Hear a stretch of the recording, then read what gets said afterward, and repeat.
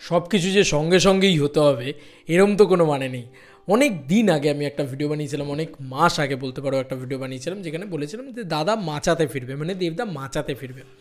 তো কালকে বর্ধমানে গেছিলেন দাদা, ও মধু ইত্যাদি গান টান করেছেন। তো এইবার আমরা কথা বলবো যে একটা জাস্ট মানে একটা সিনেমা, খাদান এমন একটা সিনেমা যেটা গোটা বাংলা ইন্ডাস্ট্রিকে কমার্শিয়াল অক্সিজেন দিতে বাধ্য করেছে, দিয়েছে অলরেডি, এবং দেবদাকে না আবার আবার মাচাতেও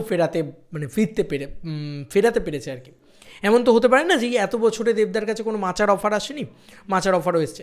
আমি তোমাদেরকে একটা ভিডিও দেখাচ্ছি, তারা ওয়েট, আমি একটা ভিডিও দেখাই, যিশুদা যেখানে হাইরে বিয়ে গাইছে, মানে একটা খাদানের গান যেটা মাচাতেও বাজছে, মাচাতেও যাচ্ছে।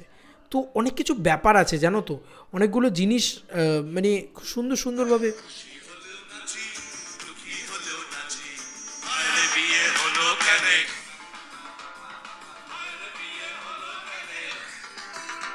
যাই হোক, এটা যিশুদা করেছে।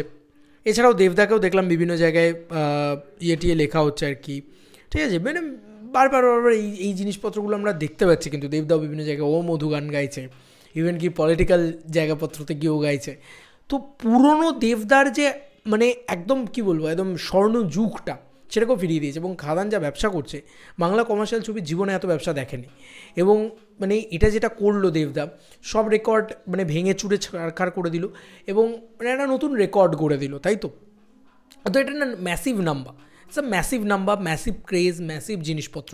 তো কেউ একবারও এটা ভেবে দেখেছো যে একটা সিনেমা কীভাবে একটা ইন্ডাস্ট্রিকে বদলে দিল?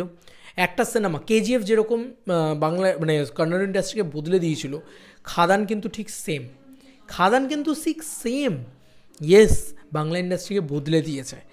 আজকে হয়তো তুমি ভাবছো যে খাদানের মতন ছবি আরও 10টা কেন হচ্ছে না, মিলিনিও আমার কথা, আজ থেকে 2-3 বছর বাদে এর প্রভাবটা পড়বে। কারণ খাদানকে দেখে বানাতেও তো সময় লাগবে একটা ছবি।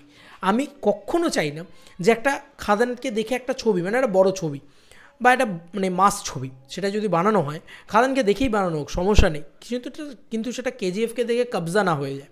কেজিএফকে দেখে বানানো ছবি কবজা কিন্তু ঝাড় খেয়েছে। আমি বলছি একটা কান্তারা হোক না, জমে যায় তো তাহলে।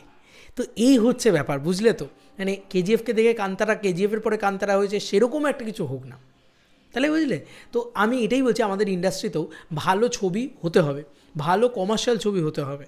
একটা সুজিত দত্ত উঠে এলে হবে না, আরও নতুন ডিরেক্টরস উঠে আসতে হবে। কিন্তু ওল্ড দেবকে পূর্ণভাবে পেয়েছো তো, মাচা করছে। দেবদের যেখানে মাচা করা বন্ধ করে দিয়েছিল, আজকে বাগনানে গেছিলেন, জাস্ট ক্রেজ নেওয়া যায়নি, আমি ঢুকতে পারিনি, জাস্ট এত ভিড়। আমি জাস্ট কী করবো কাল থেকে আমি নিজেও যাই না, সিরিয়াসলি বলছে, প্রত্যেকটা ভিডিওতেই বলছি বোধহয়, এত ভিড়, এত জিনিসপত্র, আমি জাস্ট সিঙ্ক করে উঠতে পারছি না, বুঝলে তো। তো এরকম একটা পরিস্থিতি। তো এই হচ্ছে এটা, কিন্তু মাচাতে গান বাজনা করছেন, যিশুদা নাচ গান করছেন। তো এটা না, এটা একটা মানে মাচা হওয়া মানে প্রচুর টাকা রোজগার হয়, শুধু সুপারস্টারের হয় বা স্টারের হয় এমনটা নয়, এটা খুব ভুল ধারণা। মাচা শিল্প হলে, মাচা একটা শিল্প জানো তো, মানে মাচা বলতে এখানে গান বাজনা হয়, হয়, পিছনে যারা ব্যান্ড বাজান তারা টাকা পান, যারা ওই স্টেজটা তৈরি করেন তারা টাকা পান। তো এই ধরনের জিনিসপত্র বাংলায় না কমে গেছিলো। যত বড় স্টার গ্রাম বাংলায় যাবে তত বড় মানে জিনিসপত্র হবে, কমে গেছিলো। জিদ্দা একা করছিলেন, তুমি আবার সেই পুরনো এরাটা ফেরত পাচ্ছ, কারণ বোম্বাদা অলরেডি মাচা করছেন। বোম্বাদা রিসেন্টলি কয়েকদিন আগে থেকে শুরু করেছে, মানে 1-2 বছর হলো শুরু করেছে। আবার জিদ্দা করছেনই, এবং দেবদাও করছেন, দেবদা শুরু করলেন এতদিনে।